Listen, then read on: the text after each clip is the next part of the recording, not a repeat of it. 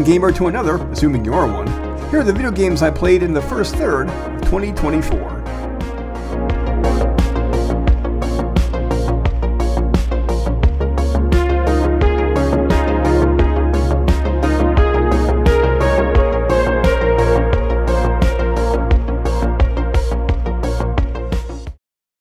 So, I could play Baldur's Gate 3, but nah. I figured I was sitting on Pathfinder, Wrath of the Righteous, for long enough. My copy is for PS4, but I played through it on PS5, because once you know it, it performs better there. I know my PS4 Pro is better than this, but as you can see, the frame rate can get choppy when there's a lot going on at once. Granted, this is only the opening cinematic, but there are later parts where there are many enemies, and even the PS5 had some trouble handling them. On PS4, it would be a total slideshow. I did not run into any game-breaking bugs, but the game did crash on me a few times. Just thought I'd mention that since the game's on its 21st patch, and trust me, as long as these patch notes seem, I've seen them longer. The game's first challenge is character creation. With so much stuff to read and so many things to consider, it can be overwhelming for a fresh-faced RPG player. But if I could change one thing about it, it would be the portraits. You're free to make your character look like anything you want, but chances are you won't find a portrait that perfectly matches your character. It's disappointing, and no doubt to help offset this, the devs made it so that choosing a portrait is the very first thing you do.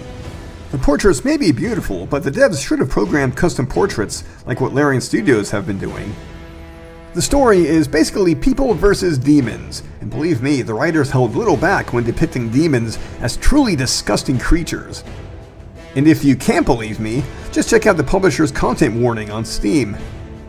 It's a basic plot, but what's fascinating is how there are several ways of carrying out the war campaign, called mythic paths, allowing for a variety of story experiences and character builds. You could go for a straight-up assault, or make a deal with a higher power that might bite you in the ass someday, or you could forsake your very humanity for a scorched earth approach. It's up to you. This game appears like a typical CRPG at first, but then crusade management kicks in. Simply put, I hated this aspect. It's like a mix of Risk and Heroes of Might and Magic. Sort of.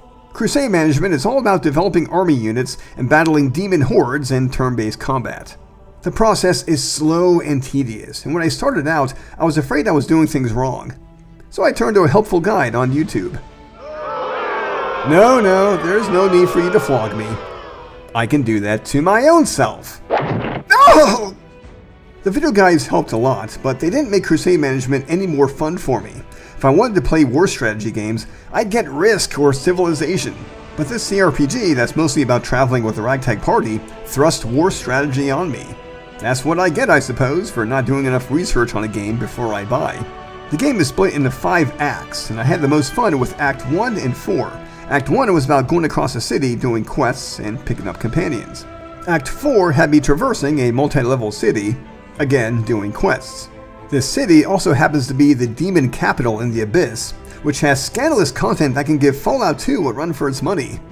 Only with no STDs. And then Act 5 reared its ugly head. Sorry I couldn't be bothered to make any footage of it, but crusade management came back and it was as slow and tedious as ever. I actually rage quit once, thinking there was no quick path to victory when I just wanted to get the game over with. But I figured out what to do and found myself in the final stage. I'll admit I played Pathfinder Wrath of the Righteous on an easy setting because I was more interested in the story than the challenge. Still, crusade management was not fun for me, so I kind of regret this purchase. At least I'm now one of the 7% of PlayStation owners with this trophy set who actually finished the game. Yay! Now who says there aren't any beautiful women in video games these days? I want you to die in despair, scrabbling around like rats in the blighted ruins of your city, blind and broken, your flesh scabbed and seeping, and every moment knowing precisely what was done to you. I don't know about you, but I'm turned on. Let's shake a leg! I'll carve my name onto your flesh. All I see is blackness. So many thoughts, so little time. Forwards! No, backwards. Backwards! Quick! else we miss all the fun. May I see your entrails, please? Let's shred them! I did it! The road calls me. I'll take the bait. Wherever my legs carry me. Not just yet. I needed a palate cleanser after Pathfinder, and Sea of Stars fit the bill. Allow me to regale you with tales from a little-known game called Chrono Trigger. But too many other YouTubers have already, so forget it. If you're the kind of player who wants to get right into the action, Sea of Stars won't do that for you. The first 20 minutes or so are about story setup. But hey, if you think this is a lot of reading, you should play Pathfinder. And before long, you're doing your first labyrinth. I'm sure that comparisons to Chrono Trigger abound, but I say this game is more like Super Mario RPG, with a little golden sun thrown in. Like Mario, you can press the action button at the right time to strike twice, or continuously with special moves, and when you level up, you choose bonuses. There's also platforming like in Golden Sun, only there's less hopping around and using magic powers. It's actually quite refreshing how easily you can move around stages. In most similar games of the 16-bit era, you couldn't so much as climb a ledge, but in Sea of Stars, you do it all the time. The labyrinths are just difficult enough to be satisfying for me, but they didn't pose too much of a challenge, and it seemed that experience farming wasn't very necessary as long as I did every fight that came my way. Not that I didn't try. The story takes place in a series of islands, so I thought that Caribbean-like environments would be prevalent. But before long, I was in a George Romero hellscape, fighting evil undead on my way to a necromancer. Good stuff. The cutscenes aren't too long and don't tend to give info dumps, and that's a damn good thing in my book. Back when I played Golden Sun Dark Dawn, I was bored to death by story scenes that went on and on. I remember when my heroes once fell through a trapdoor, and the villains just kept on talking. I was like, enough already! Anyway, some usual JRPG trappings can be found in Sea of Stars, such as heroes fulfilling a prophecy, a questionnaire, town building, and of course, fishing. I remember the first time I went fishing, when I was absolutely shocked to see that there was no tutorial. The rules are simple to learn, and there's no penalty for failing. You don't even have to buy bait. The whole point is to catch food, which is very important since cooking is the only way to get restorative items. Of course, the big selling point of this game is the graphics. In an age where a lot of retro indie games look like Atari 2600 titles, Sea of Stars resembles a finely aged PlayStation 2 game. Its abundant animation, rich colors, and lighting effects help to sell this as a living, breathing world. The music was done by some dude named Eric Brown, plus some tracks by Yasunori Mitsuda of Chrono Trigger fame. It's not the best soundtrack ever, but its catchy rhythms and bouncy beats evoke the wonderful RPG music of yesteryear. And that's all I could ask of it. All in all, Sea of Stars may not be one of the greats, but it does deserve to be in YouTube listicles forever and ever until the end of time. Or until, Disney buys YouTube and runs it into the ground.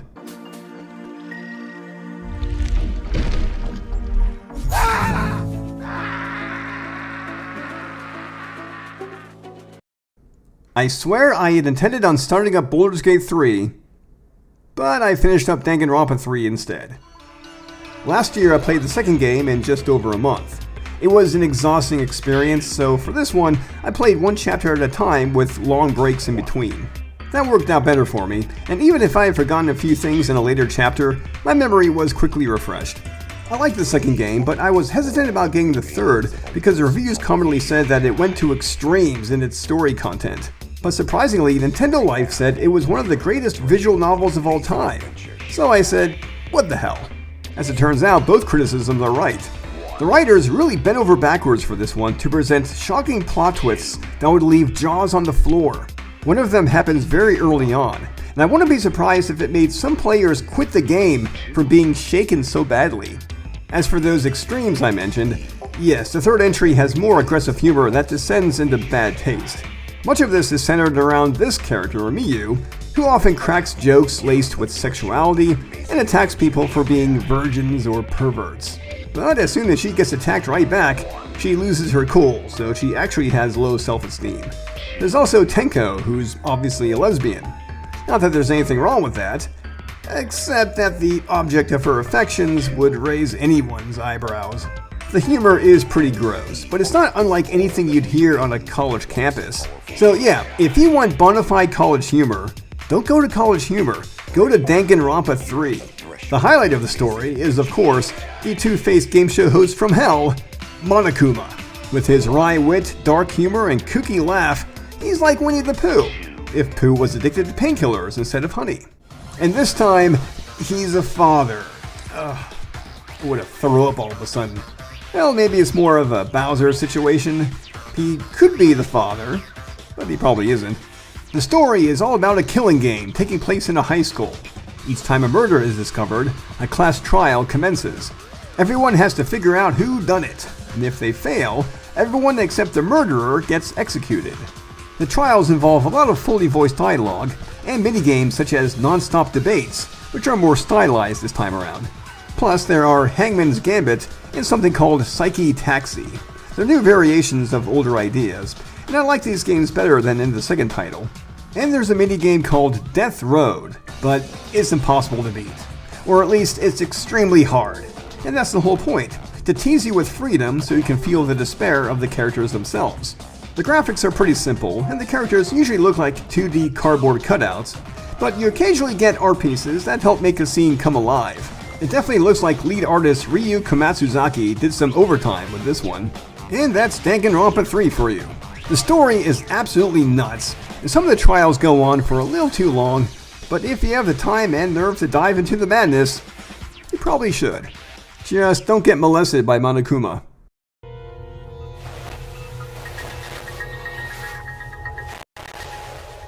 It's a lie!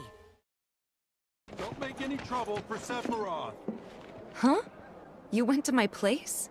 Everyone, please. Yeah? You went into my room? Yeah?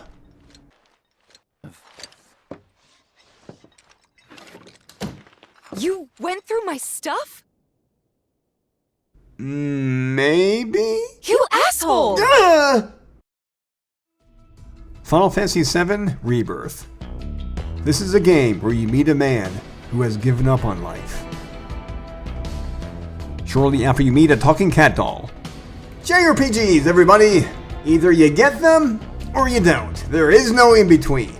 They can be gritty, they can be very anime, and some of the best ones are both. You know what's funny, besides your face? In Final Fantasy VII Remake, I was pretty eager to finally leave Midgar and get on with the journey. I knew better, of course, but I was so used to exploring Midgar for only a few hours, not tens of hours. Well, finally, I got to take that journey into a wide open world, and wouldn't you know it, it's a lot like an Assassin's Creed game where you activate towers to highlight points of interest. Dotted across the land are things like shrines that power up your summon materia, forgotten groves, special enemy challenges, and let's not forget, underwear models, as far as the eye can see. And occasionally, the game gets to be more like Assassin's Creed than you may think. Part of me prefers the open spaces of a Xenoblade game, but I normally don't mind a detailed world like this, especially when you have chocobos that get you around in creative ways. The original game is known for its various minigames, and Rebirth continues that tradition, including the sufficiently large Gold Saucer amusement park. There are games like a poor man's version of Star Fox, a motorcycle race/brawl, and chocobo racing, which is simple but pretty fun. The story is a contradiction. It's similar to the original, but with changes all over the place. The changes are clearly meant to pad out the game length, flesh out classic characters such as with Tifa's reaction to Cloud's story, and to give longtime fans something brand new to cling on to. I can't say I'm behind all the changes, such as with Sid acting like Launchpad McQuack, but at least I can't say the story is just going through the motions, covering the same old beats. And hey, you truly haven't lived until you've seen grumpy old Cloud Strife scooting around on a wheelie like he's one of the cool kids. They see me rolling, they be hating, I be riding dirty. I've heard praise for the story being pretty funny, and that's certainly one interpretation of it. Another interpretation is that it upholds the old JRPG reputation of being embarrassing to play in front of family and friends, unless you know them very well. The comedy ranges from Jar Jar humor to Han and Luke palling around humor. And I wish I could say there is no trace of icky humor, but that would be a lie. Hey, Rufus! Take your Mako and shove it up your ass! I suppose I should talk about the combat. It's mostly action-based, and as you can see, I'm not very good at it. Too impatient. Combat is mostly the same from the previous game, but this time there are synergy skills. Depending on who's in your party, you can launch projectiles, deliver a critical strike, hone your focus, etc. Characters can also pair up for attacks, similar to limit breaks.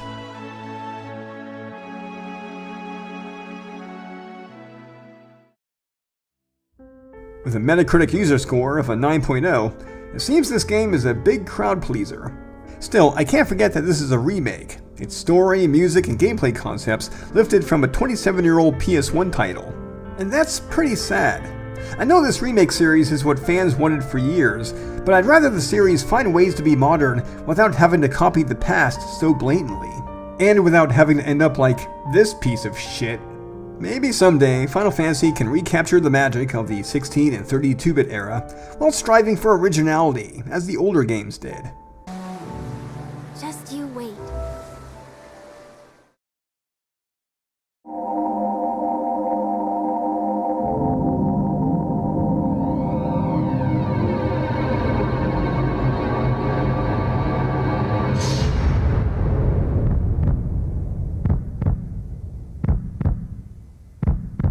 So you're telling me that Sephiroth didn't kill Aerith? Because there's no gushing blood indicating he sliced through any vital organs? Even though that sword went right through her belly.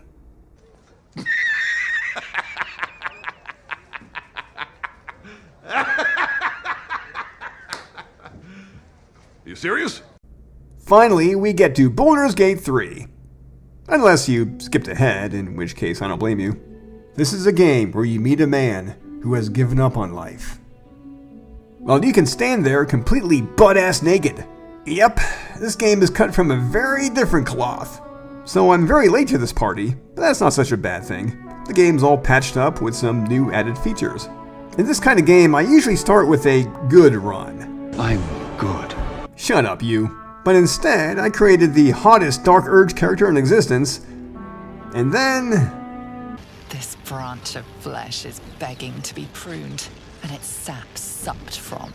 Soon as the dreams cross the threshold of your imagination, you snap back to realize they have all come true. Ooh, nasty, nasty. I could have loaded a save to set things right, but no. I should live with the consequences of my actions. For now, I'll just hold on to that guy's hand. Maybe I can give it back to him someday, so he can, I don't know, put it back on? Dealing with dark impulses is what it means to do a Dark Urge run, a unique character choice where you play as a serial killer with amnesia. You can resist the impulses, but there are times when there is no choice, and you just have to deal. The killer knifed her many times after she was dead. Was it you? I recently read a Forgotten Realms book called Azure Bonds, where a woman wakes up with memory loss and a new tattoo. The tattoo's enchantment sometimes took her over, making her want to assassinate a specific target. So this kind of story element isn't brand new to the D&D franchise, although it's probably never been as grim. Also as the Dark Urge, you meet this Day of the Dead Willy Wonka motherfucker, who claims to be your butler. He won't say who you are at first, but he's looking forward to more pleasant murder sprees. And he gives you a snazzy new cape. Actually, he's pretty damn funny. He says the most messed up things, but he does so in that snide British style that Monty Python perfected. The main story is about your character getting abducted by mind flayers, who put one of their parasites into your head. If you and your buddies don't do something about it, you'll turn into mind flayers, forever doomed to dine on brains. But at least you get a cool mind flayer mobile. A silver lining to every cloud. Your companions are an eclectic bunch, and they're definitely one of the reasons why the game is so successful. Players simply fell in love with them, even those who don't normally play CRPGs. Some are harder to love than others, though. They can be sassy, forthright, joyful, and proud, and they can have problems that people in real life can relate to. Just imagine this she-devil as an overbearing, micromanaging boss, and there you go. There's also a guardian angel watching over you. She's very cute, so I trust her with my life. Because that's how things work. When playing this game, I couldn't help but draw comparisons to the Divinity Original Sin titles, which were made by the same developer. In Divinity, you're always stuck in a bird's eye view, but in Baldur's Gate 3, you can go from bird's eye to grounded just by tilting a thumbstick. There's turn-based combat in both properties, but instead of tiny hotbars at the bottom, there are multiple radial menus. And sometimes I have Divinity on the brain, so I hit triangle to bring up a hotbar, only to cancel my character's turn instead. Ah! In Divinity, you have to sprout angel wings to cross certain boundaries, but here you can just climb and even jump. What a novel idea. And finally, I found that food in a DOS game replenished very little health, but in Baldur's Gate 3, gathering food is absolutely vital. You have to eat before resting to fully recover, because relying on potions all the time ain't gonna cut it. Oh, hello, who is this handsome devil?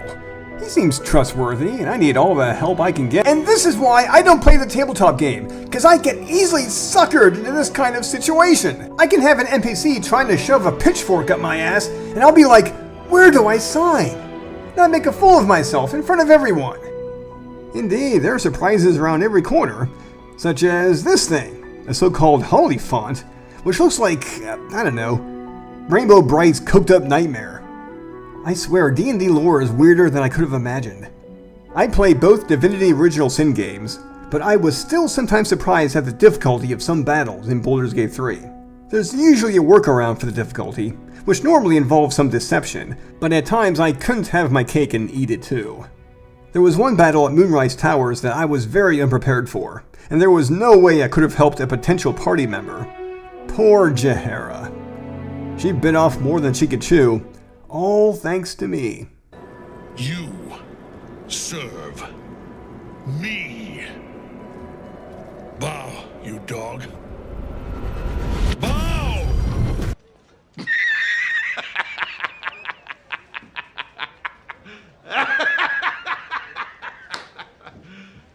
You serious? I love this game. I love this game almost as much as Gerard loves holding on to charity money. Don't worry, I'm sure he didn't touch it. He just likes to watch. Baldur's Gate 3 is very similar to my beloved Dragon Age series, and I wish it had character customization as deep as in Dragon Age 3. But with so many memorable characters and things to do, it's hard to complain too much. You regularly pick factions to side with, explore optional areas. You could even betray your own companions to get a leg up in a situation.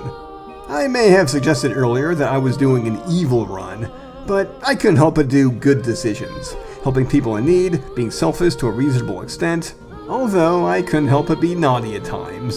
And that's the beautiful thing about Baldur's Gate 3. There are countless decisions you can make that have a real impact on the world. On top of that, the game itself is beautiful. There are lovingly rendered landscapes and characters that you just want to indulge in. Even the Shadow Curse lands have a certain ethereal beauty to them that you can't get on good old planet Earth. Baldur's Gate 3 deserves all the adoration that's been heaped upon it. Oh, but Roger Ebert said that video games can never be art. So, you know what? Forget it. Everything I just said, forget it all. This game is shit. Video games are shit. It's a shitty hobby. Shadowheart, what are you doing in a shitty video game? You could have been a movie star. You could have been in Final Fantasy, The Spirits Within. You could have had it all. Damn you, Roger Ebert. Why do you have to be right all the time? Oh my god. Why the hell did I make this video? I'm just kidding. On a final note, it'll be very interesting to see how publishers and developers respond to Baldur's Gate 3's rousing success. Will they strive to make similar games? Will they meet Baldur's Gate 3's quality, or even surpass it? It would be risky, but if the market has shown anything, it's that consumers are always looking for something that's fun and of exceptional quality. After 200 years of shit, pure shit, I think I deserve something better.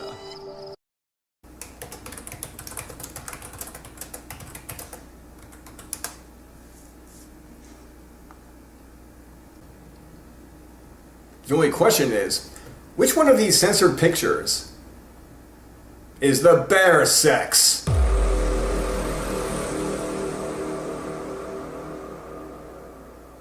Last November, I finally gave in and got a PlayStation 5. Yeah, it looks weird, like a slab of charcoal and white flatbread. But hell, it's the controller I'll be touching more often.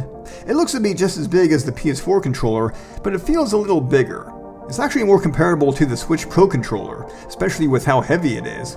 I wish they had found a way of making it lighter and more comfortable. The first free upgrade I got was for Final Fantasy VII Remake.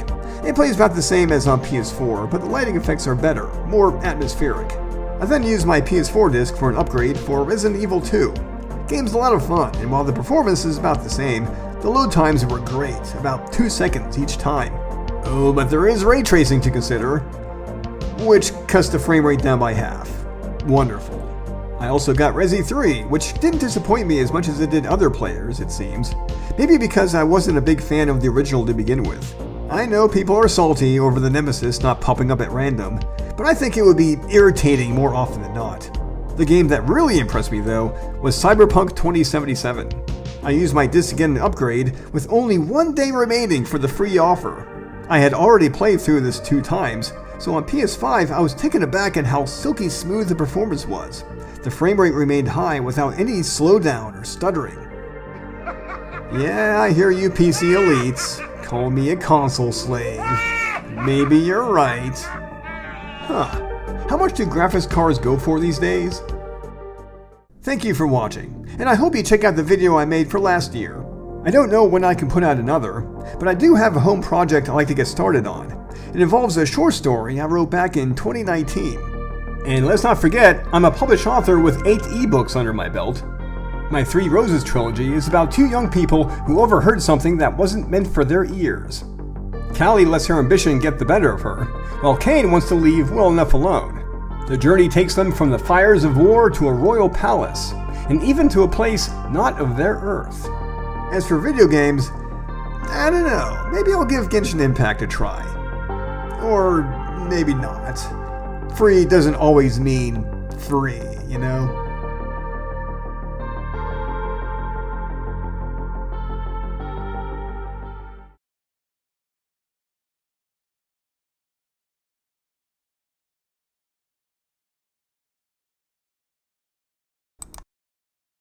Yeah, I spent $3,000 on Genshin Impact.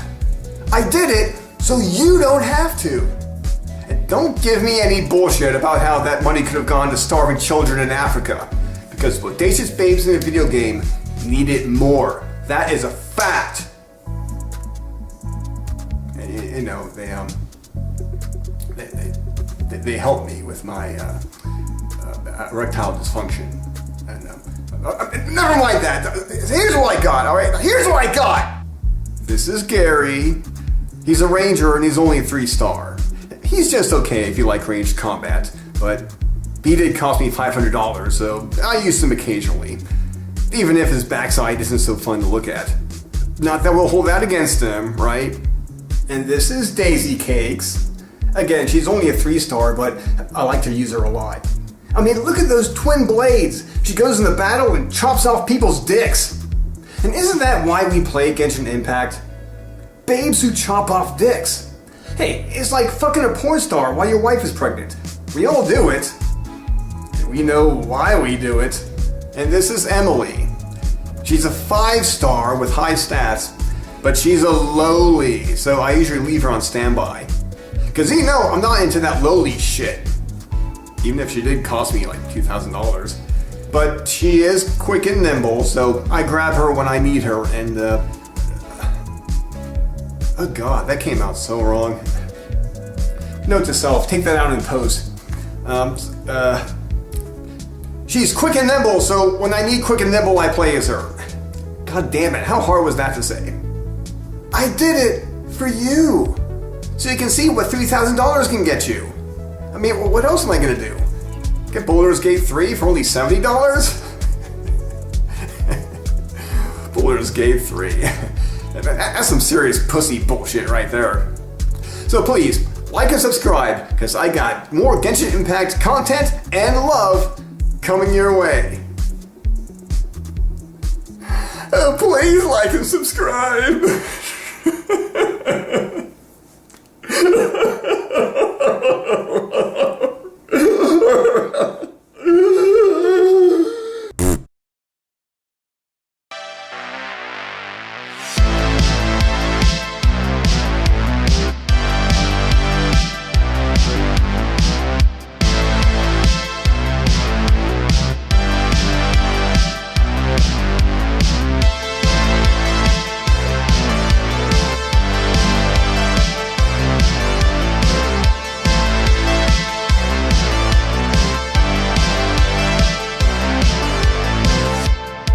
As the year went on, my backlog got smaller.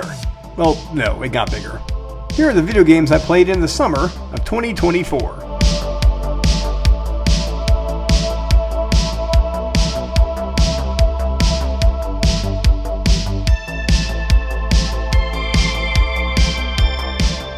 First is Little Goody Two Shoes. The game's trailer caught my eye because it looked just like a PS1 title. The video quality was fuzzy, yet not too much so, and the character design was very 90s. Just think of Yu-Gi-Oh! And other anime shows from that period. Even the in-game graphics hit my nostalgia buttons for having that fuzziness and color washing reminiscent of CRT televisions. Anyway, this is an RPG Maker style game, which is one part slice of life and one part survival horror. You play as Elise, who lives on the outskirts of a mountain village. When she returns home one night, she discovers that someone had broken in. You track down the culprit and find her in your shed. You take that, intruder. Hit her again. Once you've calmed down, you discover that the intruder is a witch.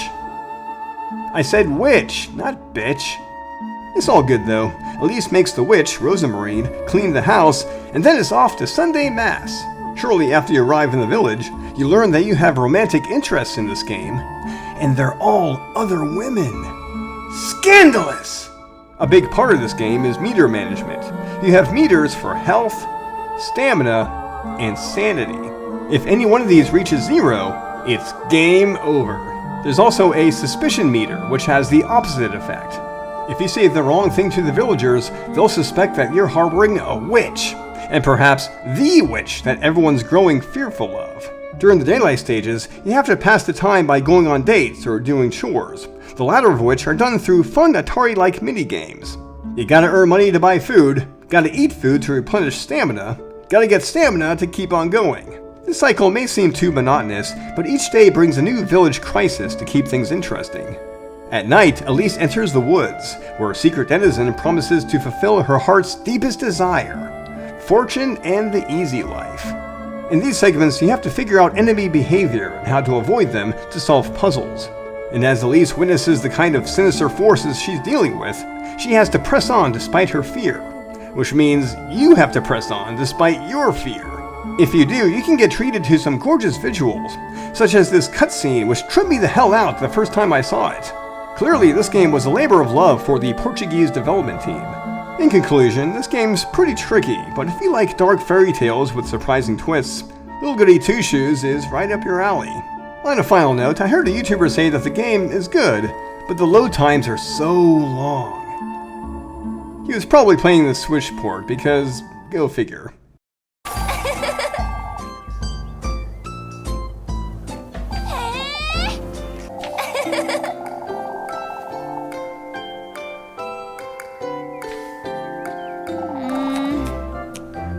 Next we have Paper Mario: The Thousand-Year Door. You know, there's a chance I could have gotten this way back in 2004 if it wasn't for one little thing. This review in Game Informer magazine. The review is pretty infamous for how it bashes a game that went on to become a beloved GameCube classic.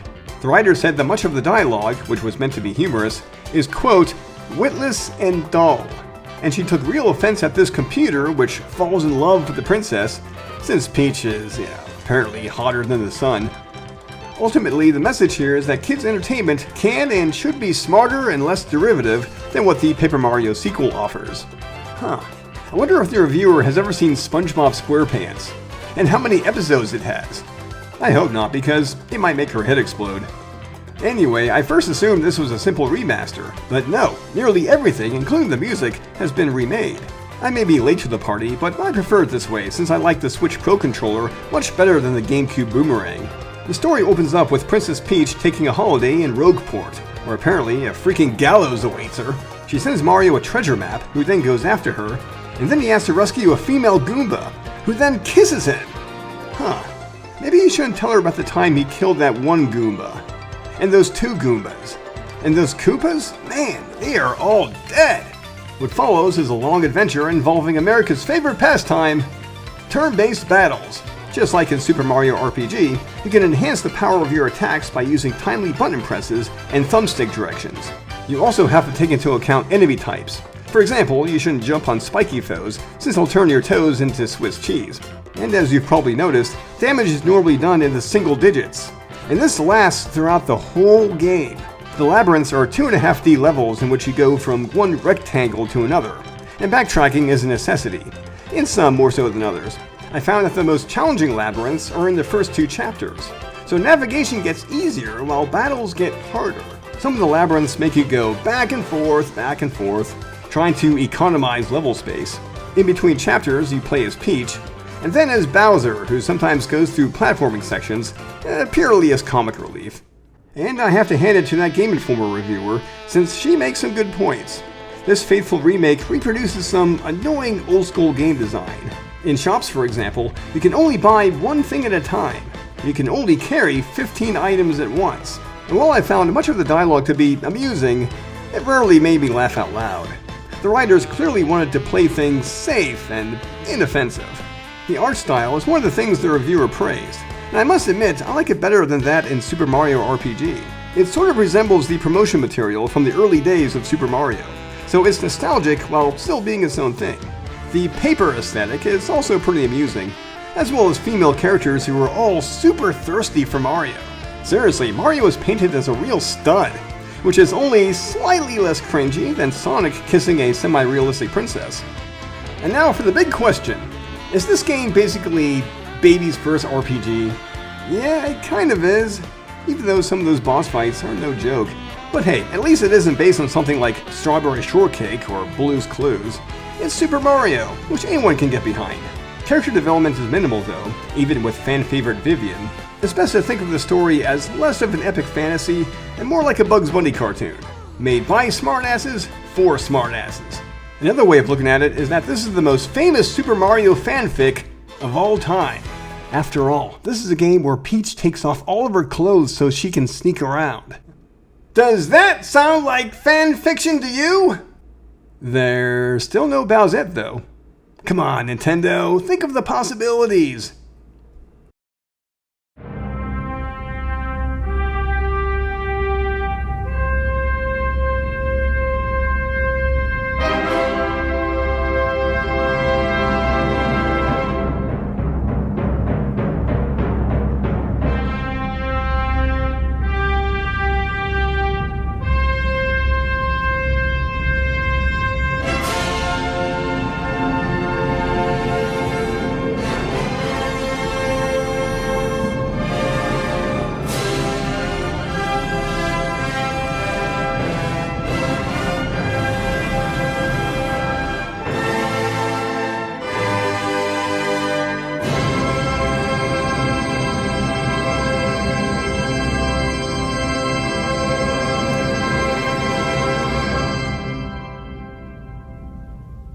Going from one GameCube classic to another, we have Metroid Prime Remastered.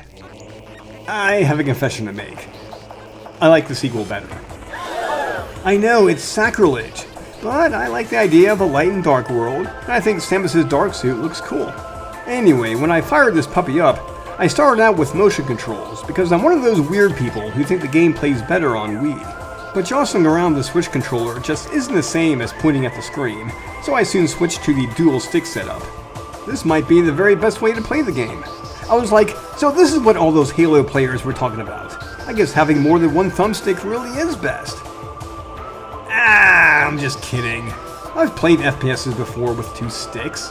Control scheme notwithstanding, this is a Metroid game through and through. The name of the game is to explore and get upgrades for your suit. There are several different weapons with no ammo count, and abilities such as the Spider Ball and Grapple Beam.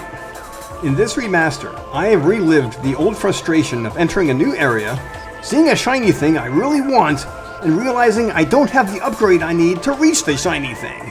Later, I would go back for the shiny things, and I get the usual boredom from constantly jumping around and switching weapons. And that, my friends, is the Metroid experience. Not just exploring, but also backtracking, even if you have to visit the same place 10 freaking times. As for the graphics, they're definitely a step up from the original. Gotta say though, it wasn't as big an upgrade as I was expecting, but what can you do? Now, I may be overreaching here, but I think a typical FPS fan might not like this game. Even if they're not turned off by the backtracking, they might scoff at the targeting system, which makes hitting enemy weak points very easy. So yeah, Metroid Prime isn't for everyone, but I think it's for people like me, who don't normally go for FPSs. And I hear a fourth game is on the way, which I'm guessing will be more backtracky than the original. Hooray!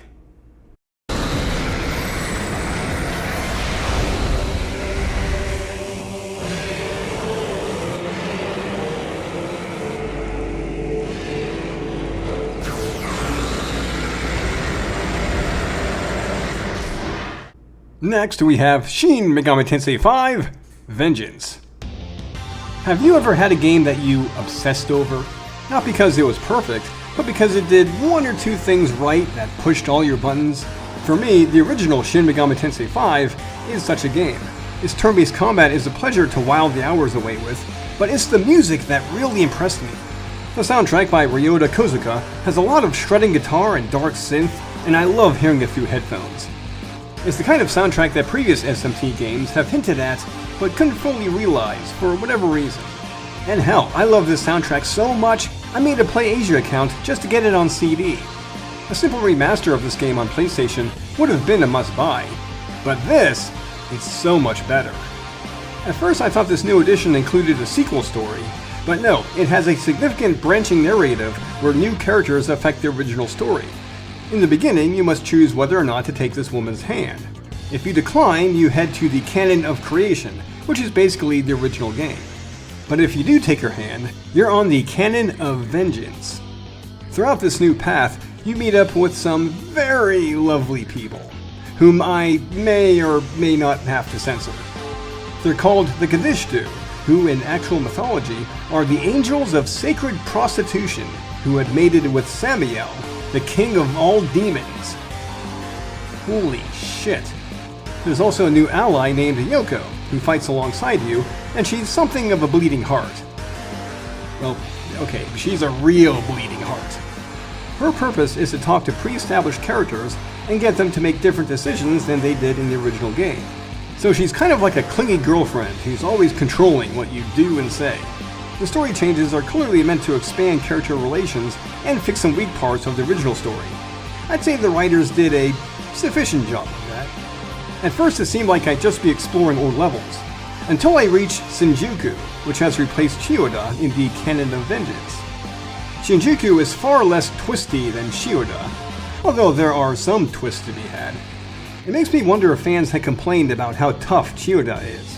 I just figured that tough mazes were simply the typical SMT experience. There are some familiar elements in this new region, such as... Oh, God! Oh, mother of mercy! If you think that H.R. Geiger is too subtle for you, then this game is for you. In this new version of the game, there are now magical zip lines in every level, some of which take you to new strips of land, while others are alternative shortcuts. There are also new quests and enemies. It still feels like the original game, but with new bells and whistles. Here I have the Escaflowne Enemy series on Blu-ray, and watching it with the new English dub made the series as fresh to me as it possibly could. Same goes for SMT5 Vengeance. This JRPG series is well known for two things: its stories always being about the apocalypse, and its enemy rosters always being the same, more or less. Your enemies are commonly called demons, but they're really just creatures from mythology and lore. They don't usually look traditional though. They're normally rendered with artistic license. For example, there's Lamu, a Babylonian god who's said to be a serpent, but here he simply has an asshole for a face. And this is Zeus, king of the gods, lord of Mount Olympus. And he resembles a certain teddy bear we all love to loathe. Battles are turn-based, and they can be won quickly by taking advantage of elemental weaknesses. Strike a demon using its weakness, and you can inflict extra damage and get an extra turn. But demons can do the same to you. For example, don't take on Nama while you're weak to darkness spells. It won't end well. You're welcome. You can, and must, change your weaknesses by using the Essence of Demons, which can also grant you new abilities. When I first saw footage of the original game, I assumed the main character had a customizable appearance. I thought the player was just having a little fun by putting his character in a skin-tight black outfit, with ridiculously long blue hair. But no, turns out that's the official character design. It made absolutely no sense to me, until I heard a plausible theory on Nintendo Life. When your character, the Mahobino, runs, he has his arms stretched out and his blue hair flutters. You see? And what company owns Atlas right now? Yeah. It smells of corporate meddling, alright. But at least the Mahobino gets a new appearance in Vengeance. So besides the soundtrack, what else do I like about the game?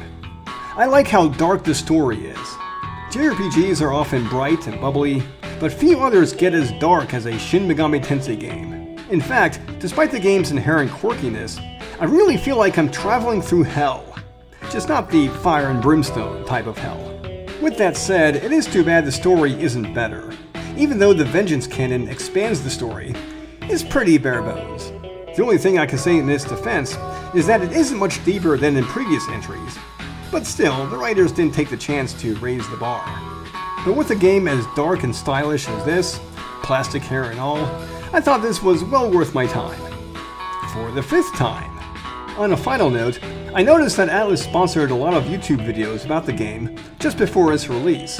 I know it's a controversial practice, especially since it puts the game's review videos under suspicion.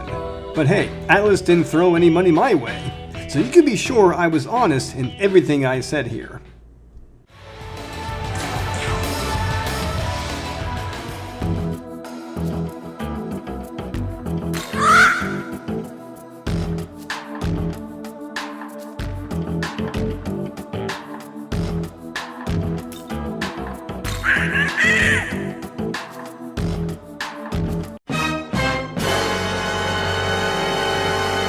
Fuck you, asshole.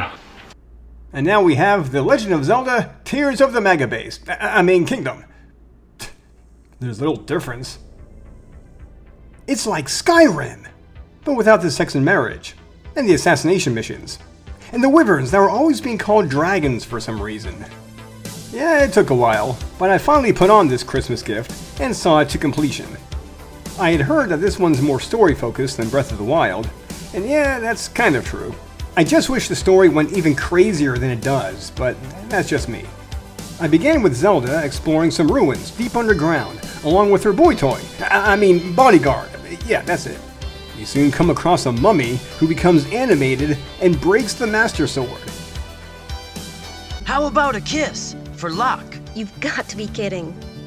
I then woke up in a strange land hovering hundreds of feet above ground, where there are robots from another age who both help me and come to tear me a new one. Long story short, I found myself back on the ground and made my way to Pura, who used to be an old woman in the first game. But if you read her diaries, you'll find she took a youth-restoring potion that turned her into a high-heeled hottie. Pura had me investigate what remains of the castle, where I saw Zelda again. Before I could catch up with her though, she shoves off as if she had enough of my stupid face. Well, excuse me, princess. I went back to Pura, and she had me activate the local Skyview Tower, which unlike in the first game, shot me high up into the sky so I can land like an overripe tomato. Or at least I would, if not for my paraglider. Pura then told me to investigate 4 sites of unusual activity, which basically set me on course for the game's 4 temples. So I have my direction, but I've played through Breath of the Wild, on Wii U no less, so I know better than to tackle the temples right away. So I scoured the kingdom looking for shrine challenges to complete. For every 4 shrines, I could either get more life or more stamina. Breath of the Wild had physics-based puzzles, and while Tears has much the same, the difference is that this game has zonai devices. Some of these thingamajigs operate with the laws of physics, while others defy physics. They're usually found just lying around where you need them, but you can also drop zonai charges into a dispenser to get random ones to carry around. You can assemble them to come up with different contraptions, which has made people think that Minecraft and Legos were big inspirations for this sequel. I'm sorry to say that I must be really stupid because I couldn't solve some shrine challenges on my own. For example, I thought I was supposed to use the stake to stop this ball and send it to the rotating device so it can... well, shit. Oh, is that what I'm supposed to do? I knew that. Knew it all along. In this shrine, connecting planks is simple enough, but with this one, shit! Well, damn, I was overthinking it a moment ago. As for Zonai devices, you can use your fuse ability to fuse them to your weapons. This increases attack power and gives new abilities, which is necessary since there are tougher enemies that aren't in Breath of the Wild. But hey, at least in this sequel, there are no freaking guardians! Getting from one place to another using the main roads is for the brave and traditional. But for me, I like to find or make a high place and paraglide from there. It's not without risk, but I find it much more preferable, just as long as... Great! I can't wait to bomb some Dodongos!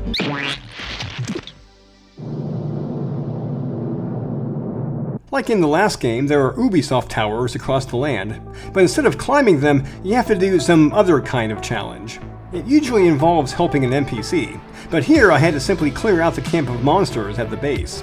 And then I can shoot straight up into the sky and not do that again. One thing that annoyed me was finding out that I can't ask a Great Fairy to upgrade clothing right away. Instead, I have to first help this musical troupe fix their wagon, and then escort them to the ferry to have her open up. It's just an excuse to make me do more Minecraft stuff. A similar side quest is this guy, who is supporting his president. A president's in a kingdom. Okay. Here I put 2 stakes on the slab, place it under the sign, tell Chuckles here to let it go, and he rewards me with money and food. Cool. I also got invited to a little place called The Depths by this dude with goggles. Okay, let's just go down here. Okay, still going. And still going. How deep down is this damn place? Okay, there we go. I hope you're not claustrophobic, because this place is dark and full of dangerous ooze everywhere. The only way you can get anywhere is by throwing bright bloom seeds, which light up the way. Hope you have plenty like I do. There are no shrines in the depths, so I had a little interest in exploring. But I'll bet there are tons of juicy secrets down here. Oh look, it's a Gleeok! I remember the first Gleeok I beat, way back in the day, and now I'm gonna do it again. Man, this is gonna be so much fun!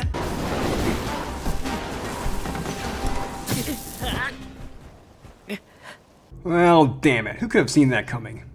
When I felt sufficiently strong enough, I went to Zoro's domain and began the main story quest there. It involved doing some busy work, talk to this guy, talk to that guy, get this thing here, and eventually I swam up a waterfall to the water temple high in the sky.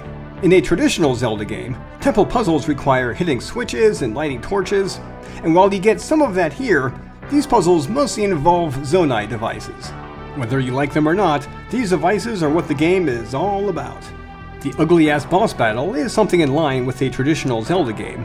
It's no less annoying though, especially in the second half when the monster spreads goop everywhere, and it's hard to keep cleaning it all up.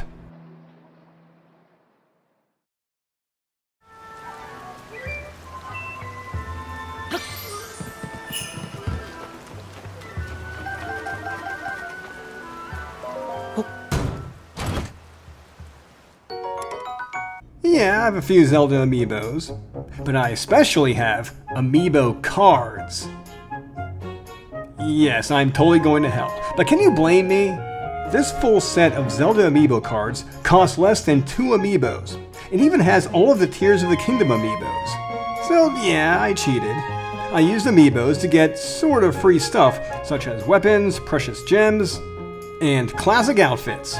My favorite is the Twilight Princess Link, but there's also Skyward Sword, Ocarina of Time, and NES Link. By the way, have you ever wondered, what's under there? It's a pair of underwear. What were you expecting? There are a few more things I'd like to say about this game. It's not as difficult as Dark Souls, of course, but enemy mobs are relentless. They won't politely wait their turns, they will gang up on you. And if you're not careful, you will get absolutely blindsided. Also, this game is beautiful.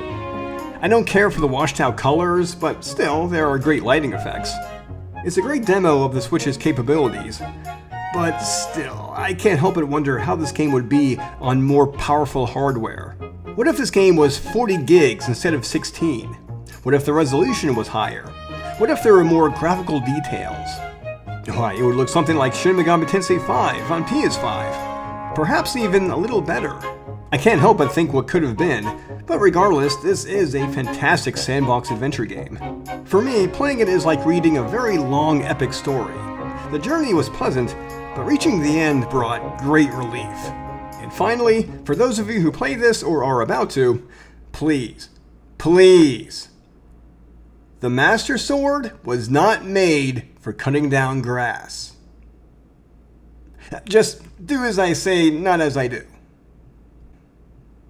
You're doing great, Link. You are our hero. Here's a life heart. We know you can do spelling. You're doing great, Link. You are our hero.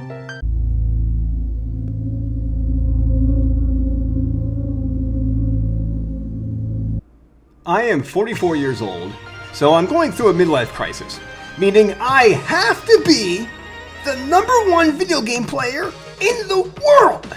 So yeah, I'm gonna grab that mushroom. I'm gonna kill those Octoroks. I'm gonna open that door. Oh boy, the results are in. Let's see how I did. That's about what I expected. To hell with it. Midlife crises are overrated anyway. But that won't stop me from participating in more weekly challenges. I never played NES Remix before, but Nintendo World Championships is kind of like that. Bite-sized chunks of classic NES games. Your goal is to beat challenges with the best time, whether it's grabbing a mushroom, reaching a door, or killing a dragon. It looks very simple, but reaching an S rank, much less an A+ rank, can be extremely tough. But it's possible. Here I beat my personal best for Stage 1 of Donkey Kong, and I didn't need no hot sauce to do it! There's also Survivor Mode, where you compete against other players' ghost data picked at random. Getting the silver trophy is a breeze, but the gold trophy is another story. It looks like the emulation is true to the original hardware, so you can unfortunately expect some flickering and slowdown to throw you off. With 150 challenges, it's a nice trip down nostalgia road, and I'm looking forward to revisiting this title for a long time to come. By the way, what is this? Seriously, what the hell is this? Please excuse me, this is a fresh reaction to this. We may get some answers to this by the time this video comes up, but I still want to put this in for posterity. So what is this? Is this some kind of glitch that all the Donkey Kong masters know about? Or did somebody mod his game and put in some invisible ladders? I think we're all owed an explanation for this. Now I think this world champion, who is just 2 exclamation marks, should be disqualified, otherwise the integrity of this entire world championship will be called into question. I thought about wrapping up Octopath Traveler 2. Instead, I picked up something far older in my collection. Tokyo Xanadu is about 9 years old, first released in Japan on the Vita, then given the remastered treatment. Only this year has it finally been released on Switch. I'm guessing the publisher, Axis Games, has been skittish about the Switch till now. The Xanadu in the title refers to the Olivia Newton-John movie, of course. Well, no, I only wish it did. The story is about teenagers who save the world. What can I say? Nobody does this shtick better than the Japanese. Here in America, when we need heroic teenagers, we cast 20-somethings instead. You play as Ko, I think I'm saying that name right, who is about to rescue a girl from gangsters until a door to another dimension opens nearby.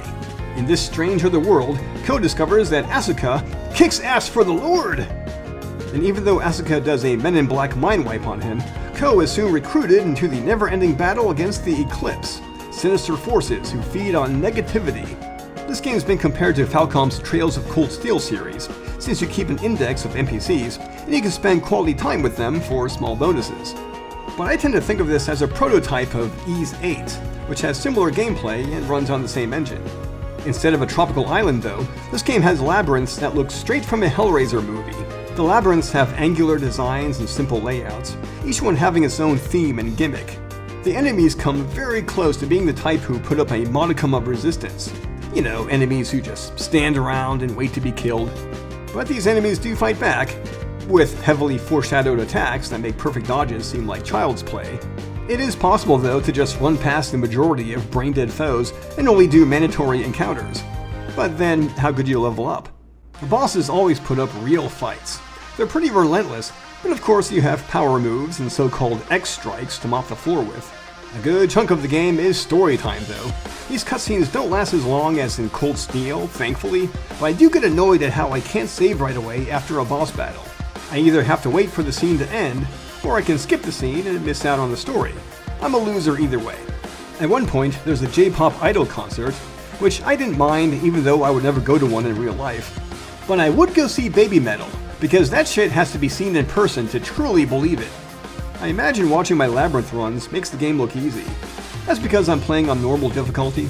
If you want a real challenge, there are 3 higher difficulties where the enemies may still be slow, but they hit really hard. Good luck with that. The story premise is kind of neat, but plot points are far from original. There's even a spa scene in true Falcom fashion, and of course there's a guy who wants to pull off that stunt from Porky's. And of course the ladies compliment each other in a way I don't think they would in real life. Unless I'm wrong about that, I don't know. Overall, Tokyo Xanadu is not as meaty as Falcom's more recent games, and it suffers from it.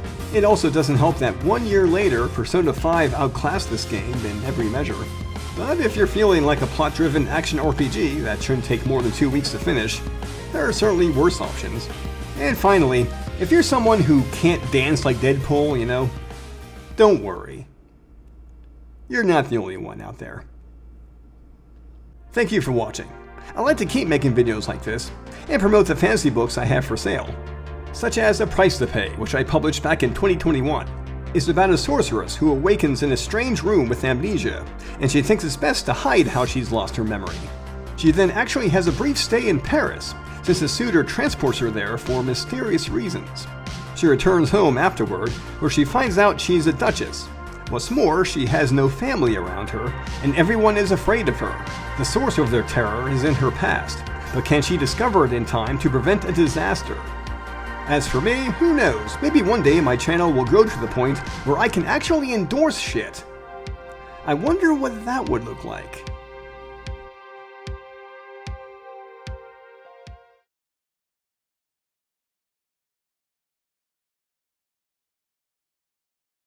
Hey guys! The wait is over! The mobile game of the year has finally arrived! Super kawaii girls will heat up your summer with this amazing graphics and super cute girls.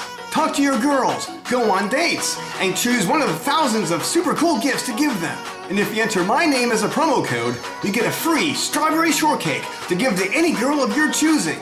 And if you act now, the publisher will throw in a super cute plushie straight to your door. Woo! Download Super Kawaii Girls today, because you don't want to be left out, now do you? No, I'm not an actor. I'm totally a Twitch streamer. I'm totally legit. I'm legit, boy!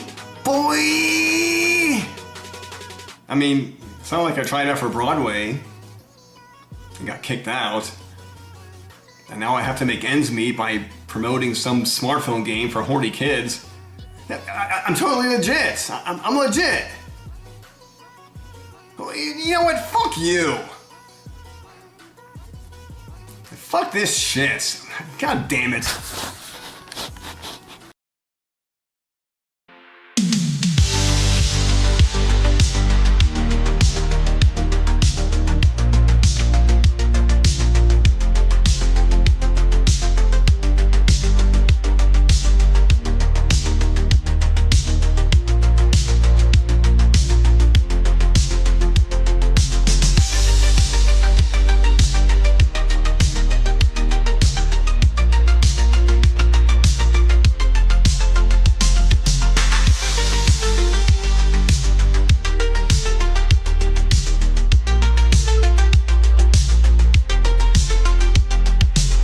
A lot of Japanese RPGs this time.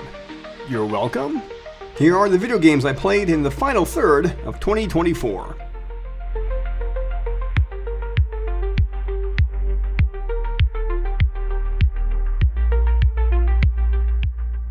First is The Legend of Zelda Breath of the Wild.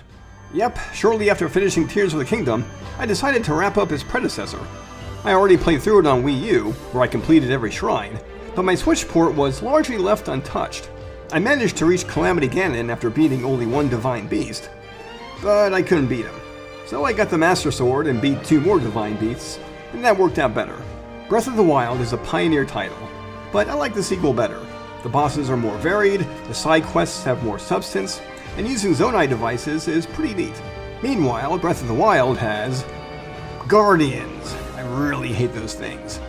One thing I forgot to mention in the last video is this game series' weather effects. The wind, rain, fog, and random particle effects help make this digital world seem truly alive, and it's much appreciated. Don't really like the story though. I mean, Link was resting for 100 years, and Zelda's been fighting Ganon for that same amount of time? That's pretty ridiculous. Maybe if it was 1 year or 5, that would be more reasonable. But as it is, Zelda begins the game at age 17 and ends it at 117. Yet old age hadn't touched her at all? As I said, ridiculous. Oh, and sorry for spoiling the ending to a 6-year-old game. I thought I made it clear that I'm not in need of an escort. It seems I'm the only one with a mind of my own. I, the person in question, am fine, regardless of the king's orders. Return to the castle and tell that to my father, please. Well, excuse me, princess! Next is Visions of Mana. Somewhere is another dimension where fans of the Mana series are enjoying the latest remake of Dawn of Mana. This other dimension is commonly called Hell. It's frigging hell! I only played Dawn of Mana for a few minutes back in the day before deciding I had better things to do with my time. It was a roommate's copy anyway, so no great loss. Years later, I learned on YouTube that this game is the worst in the series, thanks to an unsatisfying story, confounding level design, and a leveling system that resets you back to 0 with each new stage. So naturally, the game will be adapted into a movie someday. Maybe Eli Roth can direct. Screw that shit, so I'm thankful we have a brand new Mana game, started from scratch. The story is about a fairy who visits cities and villages to choose people to be alms, who then must journey to the Mana Tree to offer up their souls and restore the land's mana. If this plot point sounds familiar, it's because it was previously used in Sword of Mana. Yup. Hina, the Alm of Fire, and her bodyguard Val head off and meet up with other alms, some of whom have pretty sad backstories. With your heroes united, you venture forth to rid the world of the vile scourge of cute bunny rabbits, cute little mushrooms, sexy insect fairies. Am I the bad guy? Am I playing through a villain origin story without realizing it? Or maybe I'm overthinking it and I should just play the damn game. As for that gameplay, well, you know, you press a button repeatedly and you hit things till they stop moving. That's pretty much the gist of it. Okay, there's more to it than that. You can equip spells and stat upgrades, plus class changes from Trials of Mana have returned. But unlike that game, where class changes are permanent, here you can easily assign and switch out classes among your party members. You also use elemental points to permanently gain new abilities unique to a class, making this the one mana game with the most customization.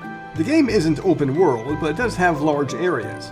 And unfortunately, there are shiny things dotted all across these areas.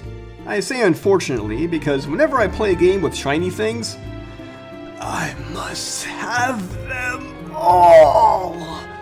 What's that? I can just follow the yellow star to the main objective? No! I must have the shiny things off to the sides. They might be freebies that are crucial to my journey. Or they could be stuff that I'll just hoard away and never touch. But I must have them! What can I say? I must have been a cat in a previous life. I found that early boss battles were fun, but pretty easy since they didn't hit very hard. Though I must note I played on normal. As the game went on, of course, bosses got harder and trickier. And the Benevodons had original designs rather than borrowed from earlier games. Just what I need!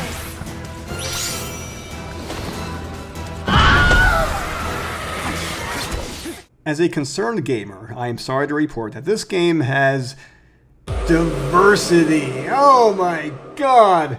For example, here is Morny, who is a dueling catman, Karina with lizard eyes and a dragon wing, and Palomina with the figure of a ballerina, and a big-ass purple squirrel's tail.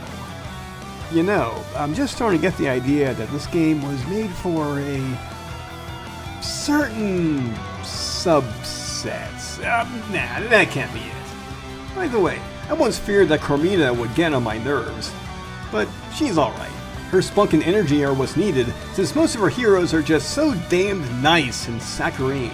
I needed a little Carmina to keep me from vomiting at times. Huh? Oh, no! Get it off me!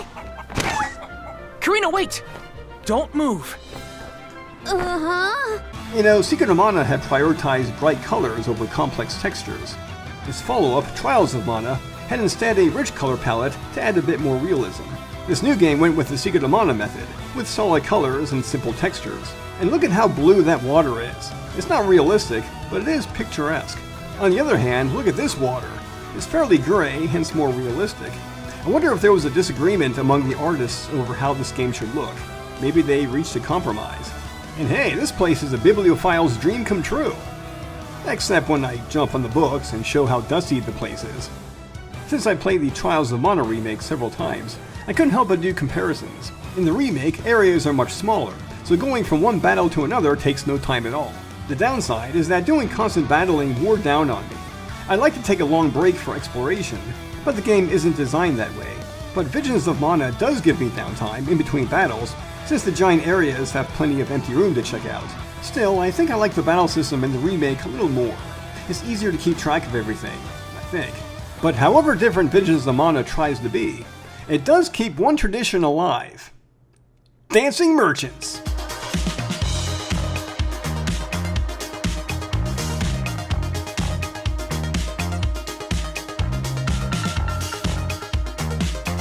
Ooh yeah, you get down, Mr. Merchant Man! This is a decent action-adventure game with a stronger story than previous entries, but if I could change one thing about it, it's the music. It's not terrible, just disappointing. The Mana series is known for very catchy rhythms and restless beats. It's music that makes my ass want to shake till the break of dawn. But the soundtrack in Visions is just cinematic. It's merely there to fill a void, and that's it. At least it's not candy-ass like Final Fantasy XII's soundtrack. Oh, look at that. A downloadable music pack for $20. The game itself, though, is pretty fun. And even if you disagree, you gotta admit, it's better than the alternative. Lightning bolt! Lightning bolt! Lightning bolt! Sleep! Lightning bolt! Lightning bolt! Sleep! Lightning bolt! Next up is Concord. No. If no one else played Concord, then why should I? I'm pretty sure even Rob Liefeld would be embarrassed by that character design. Here is my copy of Final Fantasy IV Heroes of Light. I skipped out on it when it first came out, but that changed all thanks to a blog I read talking about how brilliant it was. Ho Final Fantasy fans, rejoice! Well, I must be a sucker because I didn't like it much. One thing about it that got on my nerves was the music, which has a lot of chiptune notes. Believe me, I don't hate chiptune music, but when the notes just drone on and on, it gets pretty damned annoying. All of this is to say, thank God that Octopath Traveler 2 has some of the most kick-ass music in any JRPG. The OST from Yasunori Nishiki is so catchy it easily reminds me of Uematsu's finest work. And the fact that this is all studio-recorded music with real instruments for a pixel art game kind of blows my mind. Anyway, this game, which has one of the weirdest names in gaming, is a wonderful throwback to the golden age of 16-bit RPGs. There are many indie games with pixel art, but they usually have characters and backgrounds with very simple shapes. But the Octopath games have just the right amount of detail with well-defined characters with black outlines. I never fully played any of the Romancing Saga games, but I hear the Octopath Traveler games are very similar. You choose one of 8 characters to start out with, then go out and search for companions. It's not a linear journey, as few areas are blocked off, and you can easily enter a place with overpowered enemies. But the name of the game is essentially the same as in any other RPG. Level up, get better equipment, then move on from one story beat to the next. Your companions aren't just pretty faces, however. Casti, for example, can knock someone out by giving them drugs. Good night. Throne can also knock someone out with her freaking dagger, then step over him and rob him blind. Oops, I had gotten this stuff already. and Oswald can mug someone for his stuff. This guy was pretty tough. Like that could stop me. It sounds like I'm not playing as very nice people. And yeah, some of them aren't because they've gotten very raw deals in life. Stealing stuff is often necessary though, because look at these prices. I thought video games were meant to let me escape from reality, not remind me of it. Battles are all about breaking through defenses by exploiting weaknesses. And just like in Bravely Default, you spend battle points to give a character extra actions, making for simple yet deep strategy. Most of the boss battles aren't very hard, except for the ending battles, where bosses pull out dirty tricks that make me want to throw my TV across the room. We're talking summoning ads, inflicting debuffs, and changing their own weaknesses. Sometimes going full nuclear with my mage does the trick, and sometimes it doesn't. As for the story, each character has their own, and although there are surprises in store, these tales are kind of basic since they're following JRPG tropes. Just think of this game as like The Godfather Part 2, which has two stories that feel incomplete when told separately, but together they make a compelling narrative. My starting character is Ochette here, and once you know it, she runs just like Naruto, which is not something I recommend doing in real life, unless you're just having fun and you're very self-aware of how silly you look. And maybe not even then. A common critique of the first game is that besides battles and coffeehouse banter, the different companions don't engage with each other. So the sequel offers joint chapters, where two companions go on an adventure together. Not sure if they're necessary to complete, but they do help add to the camaraderie among your characters that the first game was sorely missing. I've heard that people make fun of this game for its simplistic graphics, but if you know, you know. If you can see the beauty of pixel art from those good old days of carts and CD-ROMs, then Octopath Traveler 2 won't disappoint. And I heard that a third game is not in the cards. And I can see why. There are only so many story ideas the writers can work with in a game that demands 8 at a time. But at least we have 2 games here that you can play in front of family and friends without feeling totally embarrassed. I mean, if you know, you know. On a final note, here's my copy of A Guide to Japanese Role-Playing Games, which has an article on the first Octopath. The writer said that the voice acting is shockingly poor. And I have no idea what the hell he's talking about. The quality of the voice acting is about the same as in a recent anime, or perhaps an anime from the 2010s. Please excuse me, but that article irked me, and I just wanted to get it out of my system. Next we have Resident Evil 8 Village. Or Village Resident Evil, whichever it is. This is the game that made millions of players across the globe cry out, "Please mommy, spank me more!" What, just me? So this is, what, my 5th time playing this? Or maybe my 10th? No, actually it's my 1st. I put it off for 2 years, so when spooky season came around, I figured it was time to see what all the hubbub was about. I did play Resi 7, and while that game had its merits, I like Village more. It's about as long as 7, but it has more variety and impressive vistas. I could just be walking to the next objective and suddenly be struck by the sight of a grand castle or a big house by a waterfall. It seems the devs wanted the kind of atmosphere seen in Amnesia: The Dark Descent. But since this is a Resident Evil game, there are villains with big personalities. And this entry does something I don't think any Resi game has done before. Introduce all of the villains in one place very early on.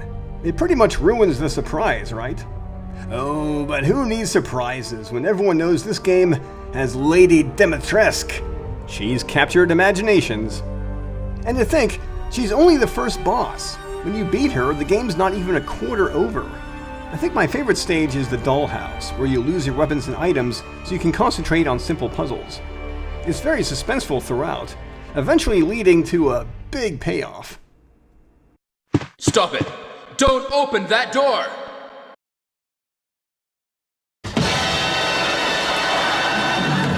Nobody expects the Spanish Inquisition! The lake stage is also puzzle-based, while others are about surviving insurmountable odds with limited ammo. The game is a rather short experience, made to be played multiple times along with its DLC missions, including the ever-popular Mercenaries. But if you want more bang for your buck, the Resi 4 remake is longer and meatier. This brand of horror is different since they're usually overpowered, but it certainly feels more like a $60 product. There's even a woman in red who won't hang you up on meat hooks. She seems nice. The punching asshole. And then he called me a boulder punching asshole. But I like punching boulders. There, Chris. There's nothing wrong with punching boulders. Isn't that right, everyone? Yeah, punching them is fun. You tell that bastard what for. I punch him all the time myself. Thanks, guys. That's why I love you. Well, that was strange. But life is strange. Double exposure. In her time, Max Caulfield has faced mean girls, drug dealers, and the school principal. Now she's a teacher herself at an arts university, where she must slide between alternate timelines to discover who axed her new best friend, Sophie. Frankly, a YouTube review made me nervous about this game's quality. It mentioned cringy conversations, weird remarks, and talking to the same people across the two timelines. But as it turned out, I had little to worry about. Yes, there are people who hit on Max, and they can be a little persistent, but the whole point of it is that awkward flirting is simply a part of real life. And I found it fascinating to talk to someone who is grieving, and then talk to that same person who is not grieving. It's an odd feeling going between a bright mood and a dour one. And it's not every story that offers such a dynamic. And it's not like you can have the same conversation over and over again, like in Famicom Detective Club or similar. And then there's Max, who may be a reserved young woman, but she has deep thoughts that are amusing and sometimes laugh out loud funny. Relatable. Sometimes I feel like someone is eating my brains with a spoon. She has a reputation around campus of being a snoop, because old habits die hard, I guess. In fact, she's such a snoop that she looks through private things and sneaks into offices even when there's plenty of potential witnesses around. There are so many times when she could get busted, but everyone nearby suddenly has cases of blindness. Convenient. If unrealistic plot details like this piss you off, you might not enjoy this game. However, if you can embrace the madness, it can be a lot of fun. As emotional as the first game was, I found it pretty easy to riff on it. Like I was a host of Mystery Science Theater 3000. I made my own fun, since there were times when I had to do menial tasks. This sequel is no different, as I found ways to poke fun at the characters and plot lines. Alright. What do you want? What do I want? Sure. Nothing's free. At least, not if you're smart. I'm sorry, but flirting like that doesn't work. Unless you're old and fat and have a spray tan. I mean, apparently. Woohoo! I'm Max Caulfield, and my superpower is making circles right behind the university administrator. Yeah, baby! And let's not forget that as reserved as Max can be, she is a stone-cold manipulator. She can screw someone over, then act chummy with them a minute later. Of course Max has double exposure, 'cause she has two faces. The game has a bit of a slow start, but I really got invested in Chapter 2, when I began to investigate 3 people who might have had motives for Sophie's axing. I love peeling away layers in a mystery, and I love it when the investigator uses unorthodox methods to uncover the truth when witnesses get ornery. Life is Strange Double Exposure sure scratched that itch for me. This story could have easily been told through a miniseries on Netflix or something, but that would take away player choice. And it's up to you to decide if the luxury of player choice is worth at least $40. Finally, I want to say that I wish a certain former IGN reviewer and video editor plays this game someday. Why? No reason. That is a tasty plasma. Maybe I could sneak in and watch Final Fantasy Spirits Within. I don't care what anybody says, that's one of the best sci-fi films ever made. Stop it. Get some help. Hey, speaking of Final Fantasy, I put some time into Final Fantasy 3. I could say a lot about this, but I'll keep it brief. The game is somewhat like the original Final Fantasy, only that jobs are not locked into your characters. Some jobs are more useful than others, and some are utterly useless. Scholar, I'm looking at you. The story can be silly at times, but I think the core concept could make for a good fantasy novel. It's about heroes who eventually leave their floating island to discover what happened to the rest of the world. There's one character death that seemed totally unwarranted, but perhaps that's the whole point of it. Death doesn't always have meaning, and at least one writer wanted to convey that. The Pixel Perfect remake offers level boosting. You better believe I took advantage of it. It was either that, or spend around 2 weeks doing nothing but level grinding. Sound fun to you? Finally, here's my Final Fantasy collection. That's Final Fantasy 1 through 16 on some form of physical media. And yeah, with each new release, I keep on thinking, okay, this is going to be the final one.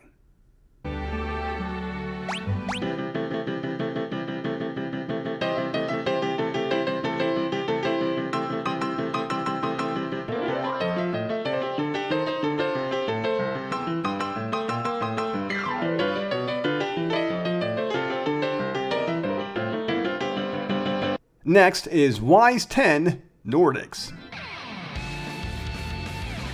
Yeah, I'm one of those players who got roped into the Wise series, starting with Wise 8. Wise 9 was more of the same, but Wise 10 shakes things up a bit. Instead of switching between multiple companions, our hero, Adol Kristen, is joined by only one, who is at his side at all times. Combat has the usual super moves and basic melee, but now there's Duo Mode, where Adol and his companion form up and strike as one. Duo Mode also blocks attacks, so when you're running around on your own, you're leaving yourself exposed. It's a simple concept, but I had to get used to the control scheme, which had me using all 4 shoulder buttons. R1, for example, lets me use Adol special moves, which I can't do while holding down R2 for Duo Mode. Duo Mode has its own set of special moves, which eat up mana points like no tomorrow. L1 is the dodge button, but only in Duo Mode. When not in Duo Mode, it's the run button. It took me a while to get used to the ins and outs of combat, using special moves while also focusing on defense. I also had to change the button scheme to suit my preferences, and I got into trouble by assigning contradictory commands. I wound up being unable to run and jump at the same time, so I had to go back to the drawing board. It's cumbersome, but I suppose it's better than Peter Molyneux's philosophy of using only one button. So I'm going to do that insanely by just using this one button. A non-anime fan might look at Wise 10 and think it's a whimsical fantasy world, like in My Neighbor Totoro.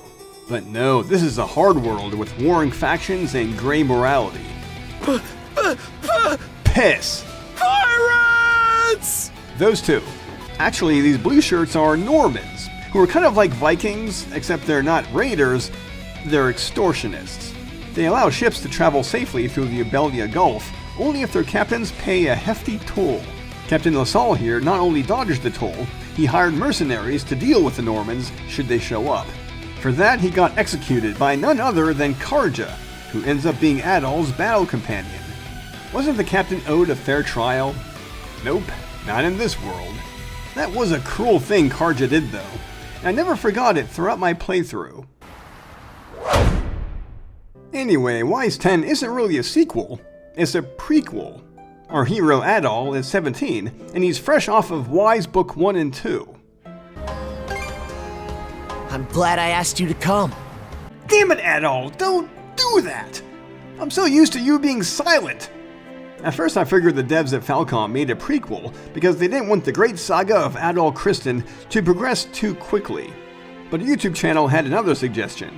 A younger, more naive Adol might be more willing to work with the Normans, a hard people who will do nearly anything to survive. Since the Normans are seafarers, you get to be one yourself. I saw that the rumors were true that your ship tends to move very slowly, and speed bursts recharge just as slowly. Your only saving grace is these currents, which bump up your speed a little. Naval combat is similar to that of Assassin's Creed 4 and Skull and Bones, except that ships are rather floaty, like they're bathtub toys. There are small skirmishes, where you should try to stay within the red circle or else your progress gets completely reset, and large battles where you have to destroy these magic shield generators. I can't say I really enjoyed naval combat, but it did help keep the game from getting repetitive. Meanwhile, in melee combat, amazingly, there's blood! I mean, wow, Mortal Kombat back in the day had a little flying blood, and soccer moms blew their tops. And now Wise 10 has blood, yet it coasts by with a teen rating? What madness is this? I have mixed feelings about Adol's outfit. With his hoodie and long shorts, he looks like a skater dude. Which makes sense since he gets around labyrinths on a hoverboard. But it's a little hard to imagine him wearing this getup at this stage in his life, when he's mostly known for wearing this 80s retro armor. In fact, he can download that armor and put it on as a cosmetic. It makes Adol look pretty lame, but at least the purists who love consistency will love it. Finally, I like the new game engine, which makes environments with fewer sharp edges than in recent Wise games. It often sputters on the PS4 Pro, though.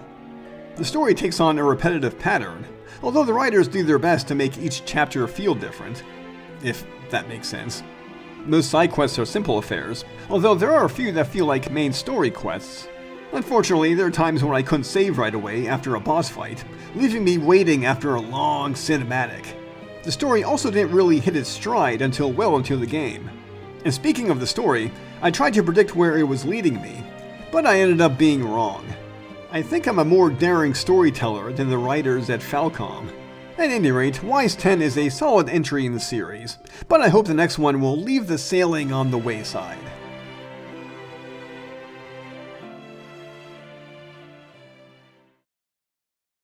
What do you mean it's pronounced ease? What, I've been saying it wrong this whole time? God damn it!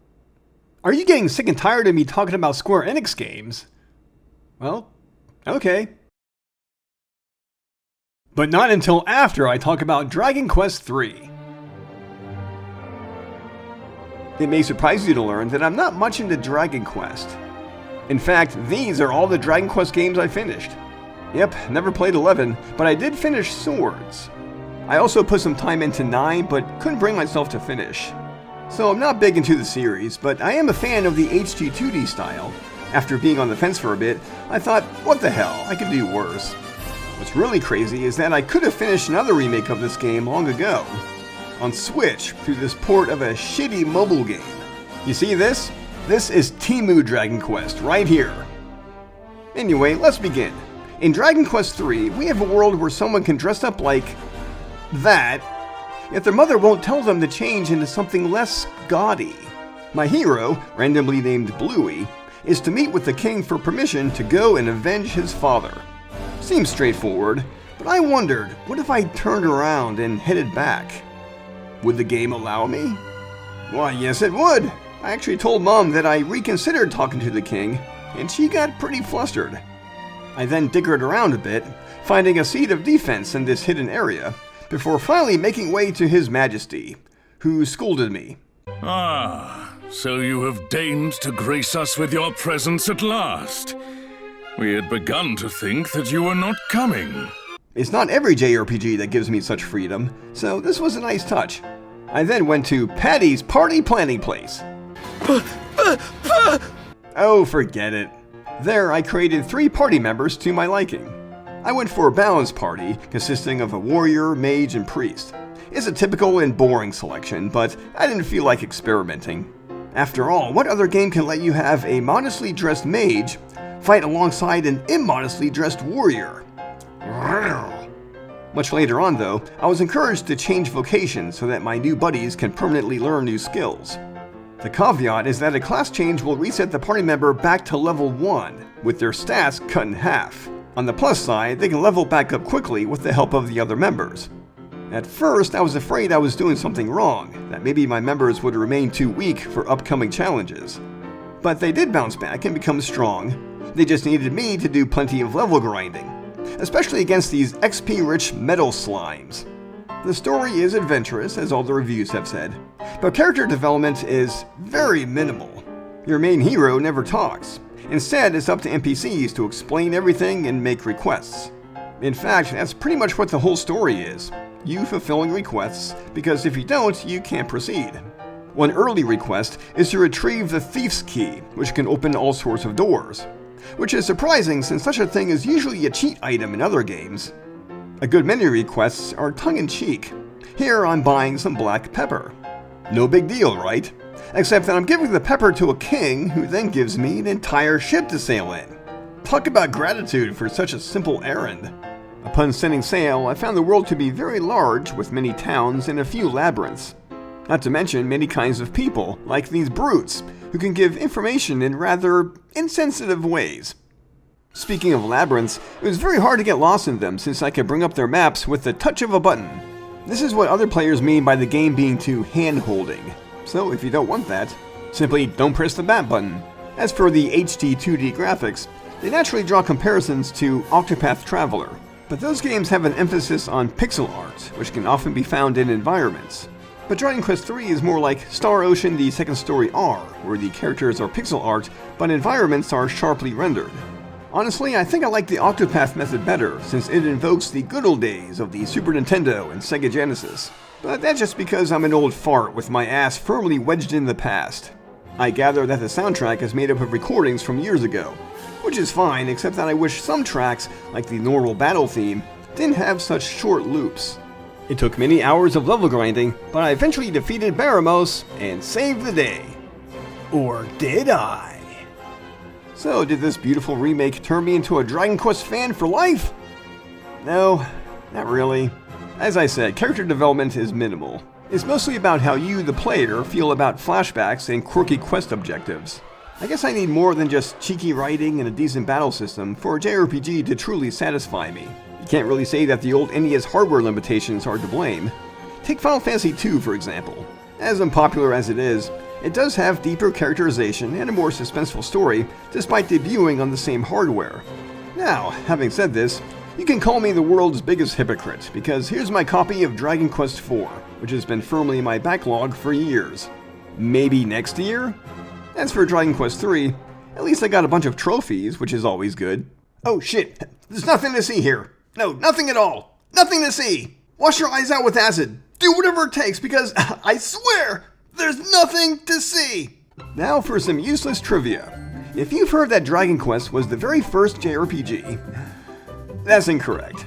It was the first blockbuster JRPG, perhaps, but the very first JRPG may have been Chite Tenkin from Koei. Released in 1982 on the PC-80, it was mostly text-based, and its standing as a JRPG is debatable. Because of this, Dragon and Princess may actually be the first JRPG. Also from Koei, it still required text commands, but it at least had experience points, along with party formation, item consumption, and turn-based combat. It also looks like it was drawn by 3-year-olds. Finally, let's revisit Nintendo World Championship. In my last video, I said I was looking forward to the weekly challenges. Well, my enthusiasm dropped like a turd in the ocean. After all, it's not like there are any prizes being given out. Plus, I occasionally see some world champions using glitches to gain an edge. But it's also because I'm just not very good at some of the challenges. However, this one time, I actually reached #1 in the world! Along with a bunch of other players, but still, I was told I was #1! Of course, the challenge was just reaching this door in Super Mario 2, which is something even Stevie Wonder can do, in his sleep. But there's also this one other time, when I was #1 in the world! Along with a load of other people, because all we had to do was stomp on this paratroopa in the other Super Mario 2. Apparently, 1.43 seconds is the fastest time humanly possible. Anyway, the moral of this story is that I'm an idiot, and don't you forget it. Thank you for watching. It's been another year with ups, downs, and grave uncertainties. And I'd like to promote once again my fantasy novel from 2021, A Price to Pay. It's about a woman named Melindra who awakens from a days-long coma with no memory of who or where she is. A suitor of hers takes her to Paris, where they're seemingly on vacation, although the man hints at another reason, which she can't guess at. Back at home, Melindra discovers she's a sorceress and a duchess, and she surprises people by not acting like her normal self. Things seem peachy at first, until she witnesses turmoil in the land, which she may have brought about before her memory loss. As for me, who knows, I may try to get into a content sharing channel. I'll have to sign a binding contract with them, but I'm sure nothing bad could come out of it.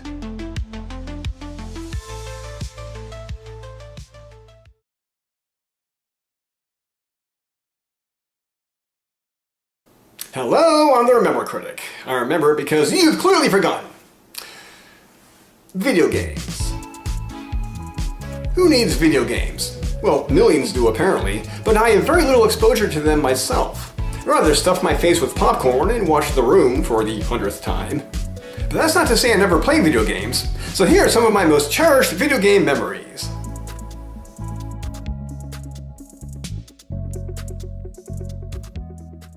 This is Bayonetta. She sure got the sexy librarian look down right, but I'm not sure of this wearing your own hair thing. I think she's covering for something. So I sat her down and I said, Bayonetta, you're not nearly as talented as you think you are. You think you're going places just because I'm playing your game, but no, not really. You're definitely not going to PlayStation 5. And I was right. And being right is the only thing that matters. Here's Cammy in Street Fighter 2. She's not holding her own very well. Ooh, right in the kisser. She wanted ice to help with the swelling. So I sat her down and I said, no ice for you until you sign this waiver stating that Channel Not So Awesome is not liable for any injuries sustained on set. She signed it, we gave her ice, we kissed, we hugged, everybody's happy. Especially my lawyers. And this is James Sunderland, the protagonist of Silent Hill 2. He's not such a good guy though. As it turns out, he's not very nice. Sadly, we had to let him go. We wished him luck and parted on good terms. And despite knowing what we knew, we did not inform the authorities or our business partners. Hey, I said I remember, not that I had foresight. And those are a few of my memories with video games. Does this make me a real gamer? Sure as hell hope not, or else I'll have to fight the nerd again. And I'm pretty sure he'll beat me. But I didn't say that. I'm the Remember Critic. Now if you'll excuse me, I'm going to rewatch It's a Wonderful Life. And never learn from it.